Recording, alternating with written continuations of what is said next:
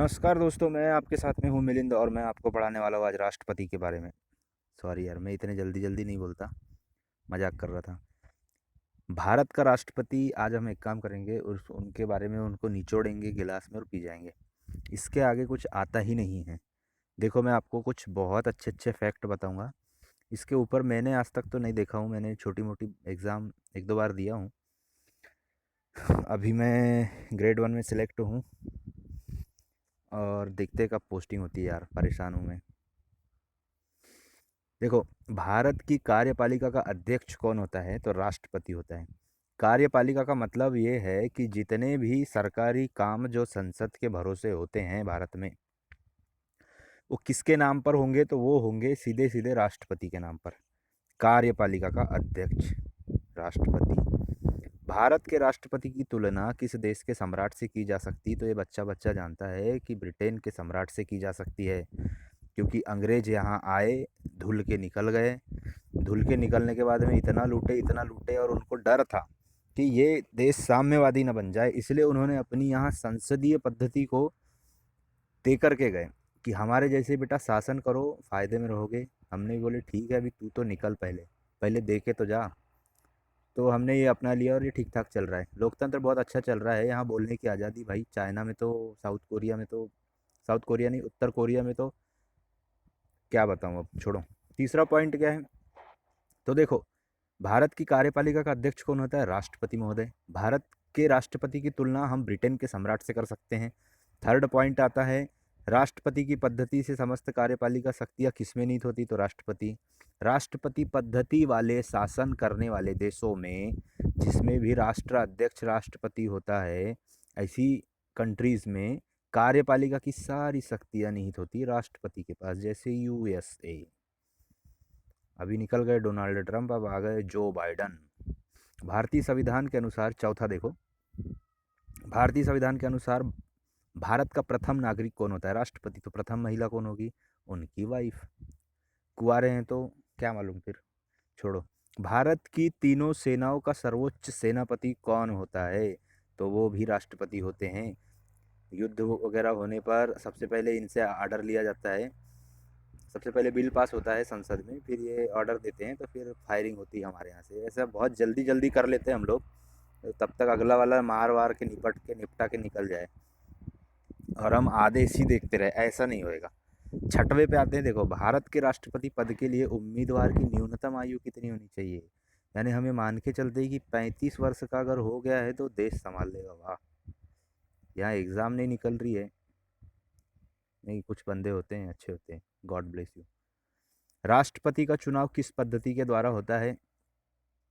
इसका नाम बहुत भारी भरकम है। समानुपातिक प्रतिनिधित्व एवं एकल संक्रमणीय मत प्रणाली। या मत लिखा नहीं हूँ मैंने, कोई बात नहीं। समानुपातिक प्रतिनिधित्व एकल संक्रमण हो जाता है, संक्रमणीय प्रणाली द्वारा राष्ट्रपति का चयन होता है। भारत के राष्ट्रपति का चुनाव कौन संचालित करता है? डेफिनेटली हम लोग नहीं यार, निर्वाचन आयोग।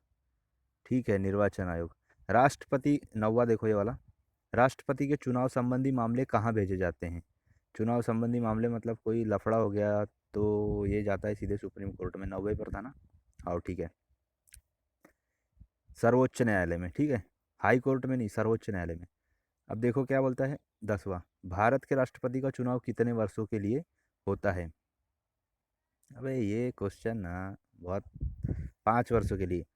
11वां, राष्ट्रपति को उसके पद से कैसे हटाया जा सकता है? संसद द्वारा महाअभियोग चलाकर।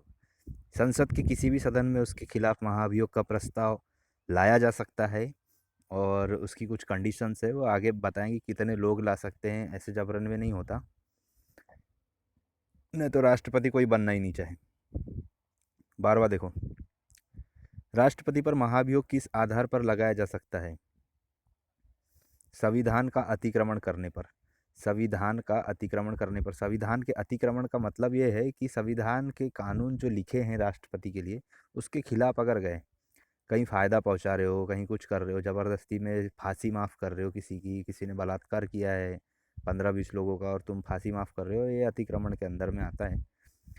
यानी वो चीज़ें जो कॉन्स्टिट्यूशन का बेसिक स्ट्रक्चर खराब करती हो, हमारे कानून के ऊपर किसी व्यक्ति को बैठाल देती हो, ऐसी कंडीशन में क्या होगा, उस पर महाभियोग चल सकता है। 13 नंबर का देखो, भारत के राष्ट्रपति को पद एवं गोपनीयता की शपथ कौन दिलाता है? तो ये दिलाता है भैया मुख्य न्यायाधीश। ठीक है, भारत के हाई कोर्ट का सॉरी यार, आई नहीं, सुप्रीम कोर्ट का मुख्य न्यायाधीश। भारत के किस अनुच्छेद भारतीय संविधान के किस अनुच्छेद के अंतर्गत राष्ट्रपति मुख्य न्यायाधीश के समक्ष शपथ ग्रहण करता है? अनुच्छेद नंबर 60। ये है अनुच्छेद नंबर 60 के कारण ही वो शपथ ग्रहण करता है, किसके सामने? न्यायाधीश के सामने। राष्ट्रपति अपना त्यागपत्र किसे सौंप सकता है? किसी को भी दे सकता है, लेकिन कोई मान्य नहीं करेगा जब तक वो उपराष्ट्रपति को नहीं देंगे, कुछ नहीं हो सकता उपराष्ट्रपति को। ठीक है, 16 देखो, 16, ये भाई हिंदी के अक्षर है। ठीक है, हिंदी भाषा वाले हैं हम लोग। मैं आखिरी में आपको इधर अपने गांव की तस्वीर दिखाऊंगा। राष्ट्रपति के त्यागपत्र की सूचना उपराष्ट्रपति किसे देता है? राष्ट्रपति अपना त्यागपत्र किसे देता है? उपराष्ट्रपति को। उपराष्ट्रपति अब इसकी सूचना कहाँ देता है? अपने घरवाली को तो देगा नहीं, वो देगा लोकसभा के अध्यक्ष को। लोकसभा का अध्यक्ष पूरी संसद में बात बगरा देता है कि इस्तीफा दे रहा है, इस्तीफा दे रहा है। ठीक है, 17वां देखो, ये है 17, हिंदी में ऐसा लिखते, देख लो, सीबीएसई वाले देख रहे होंगे तो। भारत के कौन से राष्ट्रपति निर्विरोध रूप से चुने गए थे? भारत के कौन से राष्ट्रपति निर्विरोध रूप से चुने गए थे? कौन से राष्ट्रपति चुने गए?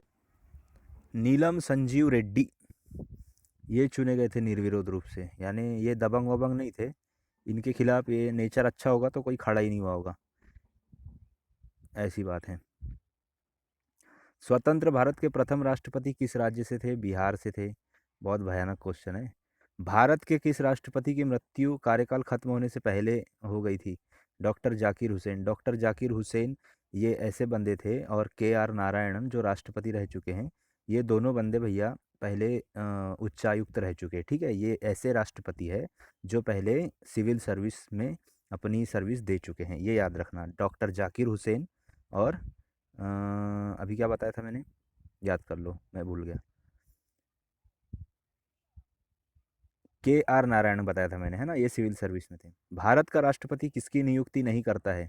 तो वो उपराष्ट्रपति की नहीं करता है। बाकी अदर लोगों की करता है, लेकिन क्वेश्चन में अगर उपराष्ट्रपति आता है तो इनकी नहीं करता। राज्यपाल की तो करता ही है। वित्तीय बिल के लिए किसकी पूर्व स्वीकृति आवश्यक है? वो राष्ट्रपति की है, इसलिए वित्तीय बिल ये कभी वापसी करते ही नहीं, क्योंकि पहले ही तो इनके पास से होकर जाता है। लोकसभा और राज्यसभा में राष्ट्रपति कुल कितने सदस्य मनोनीत कर सकता है? तो ये दोनों को मिलाकर 14 सदस्यों को मनोनीत कर सकता है। कितने? 14। अब यहाँ 12 करते हैं कहाँ के?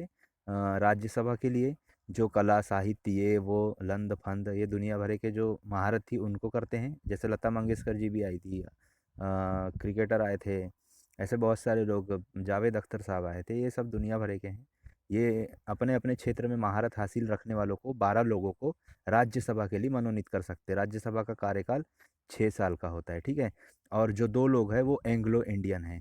2 लोग एंग्लो इंडियन हैं। एंग्लो इंडियन मतलब जिनके बाप दादा यूरोप के हो, जो यूरोपीय मूल के हो, आकर के यहाँ बस गए। अंग्रेज आए तो कुछ पूरे थोड़ी चले गए, कुछ कतरे कतरे छोड़ के गए, तो वो उनके औलादों के लिए 2 लोगों को मनोनीत कर सकते हैं लोकसभा के लिए।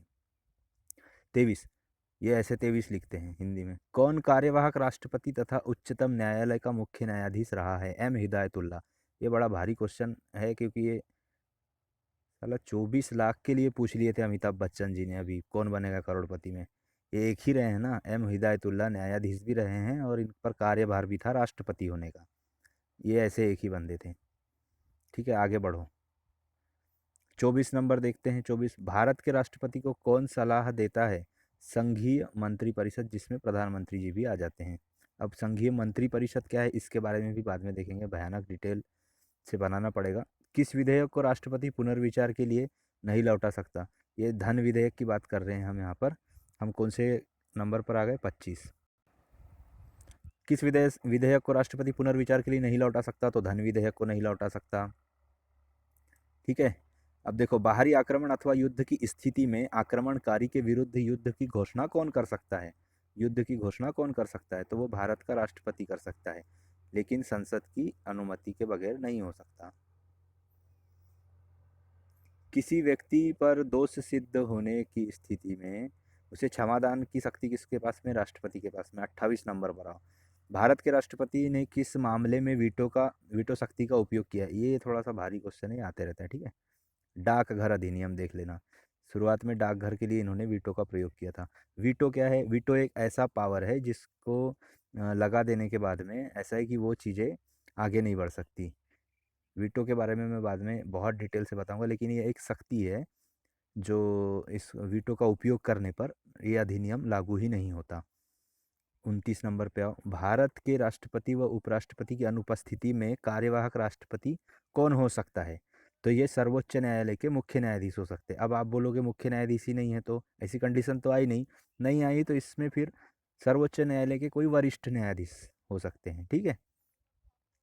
यही प्रोसेस चलने दो, फिर तो हो गया। 30, अध्यादेश जारी करने का अधिकार राष्ट्रपति को कौन सा अधिकार है? ये इसका है, विधायी अधिकार लिखा है, लेकिन ये विधायी है, ध धनुष का। अध्यादेश जारी करने का शक्ति कैसी शक्ति है? विधायी। विधायी मतलब विधिक शक्ति है, विधिक कानूनी शक्ति। 31, ये भारत का राष्ट्रपति किसके द्वारा चुना जाता है? विधानसभा सदस्यों और सांसदों के द्वारा। ऐसे लोगों के द्वारा चयनित होता है जिनको जनता चुनती। साफ फंडा ये है, ठीक है। राज्यसभा के लोगों को जनता डायरेक्ट नहीं चुनती है। कौन से राष्ट्रपति 2 बार राष्ट्रपति चुने गए? बच्चा बच्चा जानेगा। डॉक्टर राजेंद्र प्रसाद, ये 2 बार चुने गए। 33, किस भौगोलिक क्षेत्र को अनुसूचित क्षेत्र घोषित करने का अधिकार किसको है? किसी भी भौगोलिक क्षेत्र को, कि हाँ भाई ये अनुसूचित क्षेत्र है, इसमें ऐसी कोई लीगल चीज़ें होनी चाहिए, इलीगल चीज़ें नहीं होनी चाहिए, ऐसा क्षेत्र घोषित करने की ताकत भारत के राष्ट्रपति को है, ठीक है। ये भारत का संवैधानिक अध्यक्ष कौन होता है? राष्ट्रपति होता है, ठीक है। भारत के प्रथम राष्ट्रपति डॉक्टर राजेंद्र प्रसाद का चुनाव कैसे हुआ? तो इनका चुनाव हुआ था संविधान सभा के द्वारा। संविधान सभा का चुनाव कैसे हुआ था? तो अप्रत्यक्ष रूप से हुआ था। भारत का राष्ट्रपति राज्यसभा में कितने सदस्य मनोनीत कर सकता है? 12 कर सकता है। और लोकसभा में कितने कर सकता है? तो 2 कर सकता है। एंग्लो इंडियन अभी बताया था मैंने। 37 नंबर, भारत के राष्ट्रपति का वर्तमान वेतन कितना है? 5 लाख रुपए प्रति माह। 38, देखो किसी राज्य के राष्ट्रपति शासन कितने समय के लिए रह सकता है? तो सिर्फ 3 साल के लिए एक्सटेंड कर सकते हैं, आगे बढ़ा सकते हैं। राज्य में राष्ट्रपति शासन की घोषणा कौन कर सकता है? तो राष्ट्रपति कर सकता है। कौन कर सकता है? राष्ट्रपति कर सकता है। राष्ट्रपति चुनाव के लिए 40 नंबर, राष्ट्रपति के चुनाव में खड़े होने के लिए कितने प्रस्तावक और कितने अनुमोदकों की साइन जरूरी होती है एक पर्चे पर? तो वो है 50-50, 50-50। पहले थोड़े कम थे तो अब इसको बढ़ा दिया गया, क्योंकि अरे गहरे कोई भी राष्ट्रपति के लिए चुनाव में खड़े न हो। वैसे तो वो अरे गहरे नहीं होते, सब लोग इंपॉर्टेंट है। राष्ट्रपति पद रिक्त होने पर कितने समय में इसको भरना आवश्यक है? तो ये बाबू 6 महीने में भरना आवश्यक है, ठीक है। 6 महीने नहीं होने चाहिए खाली रहते हुए, नहीं तो वो फील। देखो 42वां, देखो राष्ट्रपति के मर्जी तक किसी राज्य में अपने पद पर कौन रह सकता है? उस राज्य का राज्यपाल रह सकता है। ये प्रसाद पर्यंत रहते हैं, यानी प्रसाद देते थे राष्ट्रपति, और फिर जैसे ही प्रसाद खत्म होती है उनका दिमाग खराब होता है तो वापसी बुला लेते हैं। राष्ट्रपति की सूची के विषय पर अध्यादेश जारी कर सकता है। राष्ट्रपति किस सूची पर अध्यादेश जारी करता है? तो संघ और समवर्ती, राज्य सूची पर नहीं कर सकते। ये फैक्ट आपको याद रखना है। ये कुछ इंपॉर्टेंट चीज़ें देख लो जो मिस हो गई थी। देखो मिस नहीं हुई थी। देखो राष्ट्रपति की सहायता और सलाह के लिए एक मंत्री परिषद होगी, ये अनुच्छेद 74 में लिखा है, ये याद रखना। राष्ट्रपति की सहायता के लिए एक मंत्री परिषद होगी, 74 बोलता है। मंत्री परिषद लोकसभा के प्रति सामूहिक रूप से उत्तरदायी होगी, ये बात सही है। अनुच्छेद 54 बोलता है राष्ट्रपति का चुनाव कैसे होगा। अनुच्छेद 56 बोलता है राष्ट्रपति का कार्यकाल की बात करता है। अनुच्छेद 60 बोलता है उसके शपथ ग्रहण की बात करता है। अनुच्छेद 123, ये याद रखना, अध्यादेश जारी करने की शक्ति इनको प्रदान कर देता है। और ये देखो क्या, अनुच्छेद 143 सर्वोच्च न्यायालय से सलाह लेने की शक्ति। और अनुच्छेद 72 राष्ट्रपति की क्षमादान की शक्ति। ये क्षमादान याद रखना, अध्यादेश जारी करने की बात याद रखना, और राष्ट्रपति का 56 में अनुच्छेद 56 कार्यकाल की बात करता है। ये सारी चीज़ें आपको देख लेना है, इसका स्क्रीनशॉट भेज दो।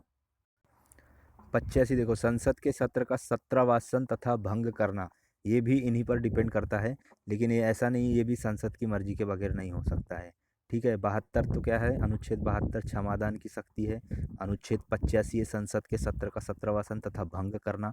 अनुच्छेद 61 है राष्ट्रपति पर महाभियोग की प्रक्रिया कैसे चलाई जाए। और ये महाभियोग की प्रतियोगिता हमने लिए है भैया यूएसए से, यूनाइटेड स्टेट ऑफ अमेरिका से लिए। ये मैंने लिखा आखिरी में, थैंक्स फॉर वॉचिंग। प्लीज़ मेरे चैनल को सब्सक्राइब कर देना। अब तुम्हारे मर्जी पर डिपेंड करता है। ये मैं हूँ मिलिंद, आपका भाई, जो आपको अभी ज्ञान दे रहा था। ये भाई मेरा गाँव, ये देखो यहाँ पर क्या है, ये ऐसी कंडीशन है। ये धान के बड़े बड़े गट्ठर रखे हैं, इनको पीसेंगे और घर लेके जाएंगे। ये मेरे गांव का दूर का टावर दिख रहा है ना। चलो ये फालतू चीज़ें मत देखो, फालतू नहीं है, मैं गांव से ही जुड़ा हुआ हूँ। थैंक्स फॉर वॉचिंग यार, प्लीज़ सब्सक्राइब मी।